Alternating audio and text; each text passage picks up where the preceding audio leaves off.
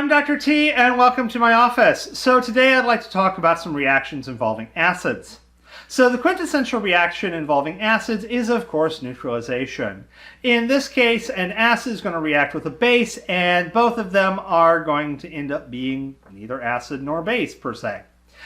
Typically speaking, your reactants are going to react and form products that are going to be a salt and water, at least if they're areneous acids and bases. Although for ammonia, which is a Brownstein-Lowry base, if you react that with an acid, you're going to get a salt and no water because it does not bring an OH to the party.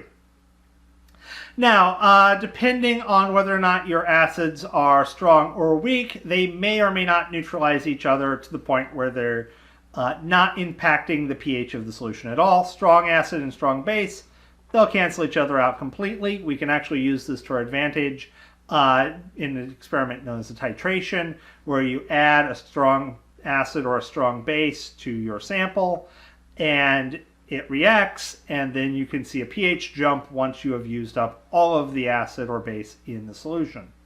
And that allows you to figure out how much acid or base you have in your solution.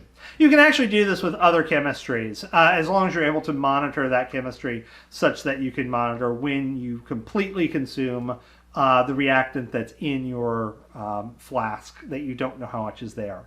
And presumably the other reactant that you were carefully adding, you knew exactly the concentration, you know the volume, and therefore you can calculate how much of it, and by extension the unknown reactant, what we will call the analyte.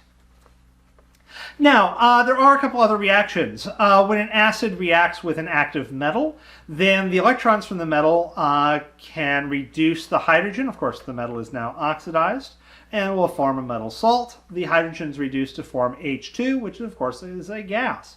This is a common way of producing hydrogen gas in small quantities. It's far too expensive to do so in bulk, but on very small quantities, it doesn't require much apparatus, and most labs will have metal and acid on hand.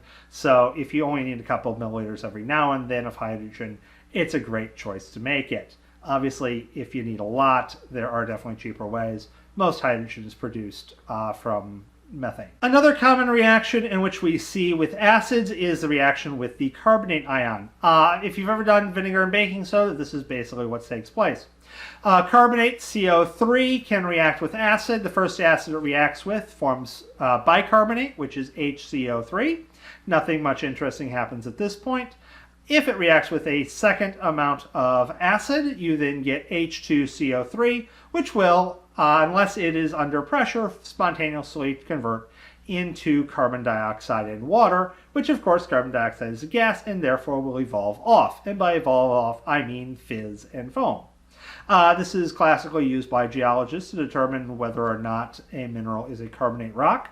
Put a small amount of acid on, see if it fizzes. And this is a classic way of neutralizing acids to make sure that they're no longer a problem, since you're forming carbon dioxide and you're not involving any strong bases. Carbonates are sometimes used as antacids. These are chemicals intended to neutralize acids within your stomach. Obviously, these cannot be particularly harsh chemicals, so you couldn't use something like sodium hydroxide, aka lye, because until it was neutralized with the acid, it could potentially cause chemical burns being a base.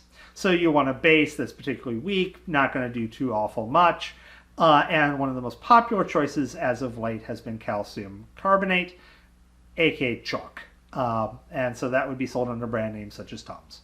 The reason it tastes chalky is because it's chalk. There are other chemicals used as antacids, but calcium carbonate has become very popular in the last several years. I should point out that sodium bicarbonate, which is baking soda, is generally frowned upon because that can cross the barrier between your stomach and your bloodstream and mess with your blood pH, whereas the calcium carbonate cannot do so.